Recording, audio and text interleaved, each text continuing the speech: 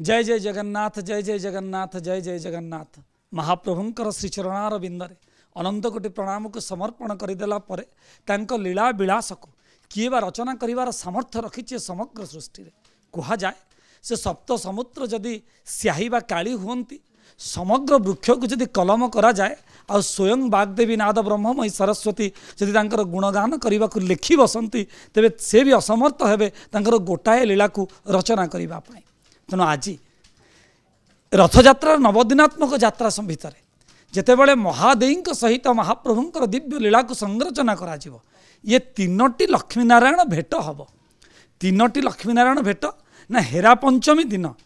विमलांक ठारू मोहचूर्ण को ग्रहण करी एठी भी तांत्रिक प्रक्रियार अनन्य प्रदर्शन प्रक्षेपण आपन को देखा मिले जे काले जेतेबेले स्नान पूर्णिमार पूर्व दिन जेतेबेले सरी जाइथिबो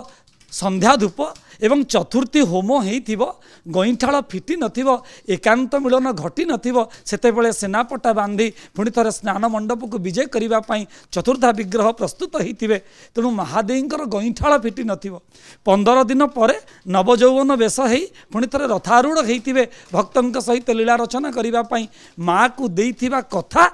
रखिदवाई कारण माँ को गाँ को भिटा माटी को भल पाउथिबा जगन्नाथ संस्कृति माध्यम ये दिव्य वार्ता को समग्र विश्व में प्रतिपादित करुथिबा मोर कालिया शांत तेणु ओडिया जी देखुथिबा ये दिव्य लीला को माँ को भूलिबो नाही गाँ को भूलिबो नाही किंतु जेतेबेले हेरा पंचमी दिन विमलांक पाखरे जगत जननी महालक्ष्मी पचारे जे भौणी कुआड़े गले तुम भाई एपर्यंत कहीं आसी नाहंती गईठाल फिटी नाही मु नव विवाहिता कूलवधू एकाकी छाड़ी जीवा ये तुम भाईंकर कौ रीति तांको तमे जल्दी नहीं आस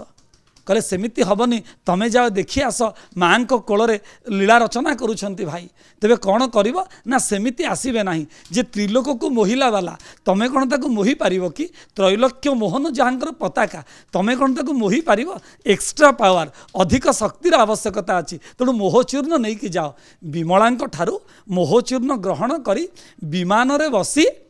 आज आसीबे महालक्ष्मी हेरा पंचमी दिन आसीथिबे जेतेबेले आसीथिबे धूप बसीथिबो जानिबे महालक्ष्मी आसीबे बोली सेदिन नुआ वस्त्र पिंधिथिबे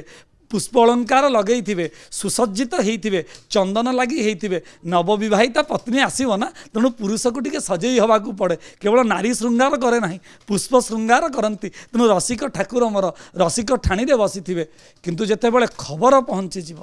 लक्ष्मी एकुटिया आसी नाहंती विमलांक प्रदत्त मोहचूर्ण सांगरे धरिचंती सेतिके बेले टेरा पकईदेवे महाप्रभुंकर मुख दर्शन हो पारिबो नाही जे टेरा आगे रहीजिवो अर्थात खंडे लुगा आगे रहीजिवो तेणु राग तम तम है जगत जननी देवी जेतेबेले फेरी आसीबे नाकचना द्वार दे कहा जाए झील पिलांकर नाक अगरे राग थाए बोली स्वभाव सुलभ गुण तेणु नाक रागरे फुली जाइथिबो नाली पड़ी जाइथिबो राग नोतणी खसी पड़ी से द्वार से द्वार ना हूँ नाकचना द्वार महाप्रभु आसला बेलू से ही बाट देकी आसी यही पटे घरणी आसीला जानते ना पुरुष पुंगव कह जाए पुरुष सिंह हो पारे किंतु दुर्गा तो सवार करेंगे ना घरणी की किए बा न डरे संसार किए बा न डरे घरणी को संसार किए बा न डरे रही किए बा न डरी किबा ब्रह्मा किबा विष्णु किबा हर हरि तेणु समस्ते डरती घरणी को डरिवार प्रक्रिया ये जुग जुगरू आई ये डरिवार कथा नुहे ये आदर्शर कथा घरणी पाखरे टिके नरमी गले संसार भलरे कटिब से कथा महाप्रभु अपने आचरी शिखाती गला बेलू रथ भांगी दे जाइथिबे भांगी दे गला परे आउ दुईटी मिलन रहा आम कहूलु नवदिनात्मक यात्रा भितर 3 दिन मिलन नवदिनात्मक यात्रा अर्थात बाहुड़ा दशमी रे नवदिनात्मक यात्रा सरी जाए तापर सुवर्णवेश तापर अधर नीलाद्री विजय दिन लक्ष्मीनारायण वचनिका आपण मैंने जानती किंतु नवदिनात्मक यात्रा जहाँ आषाढ़ शुक्ल द्वितीय दशमी रे सर ये 9 दिन भितर 3 थर मिलन हम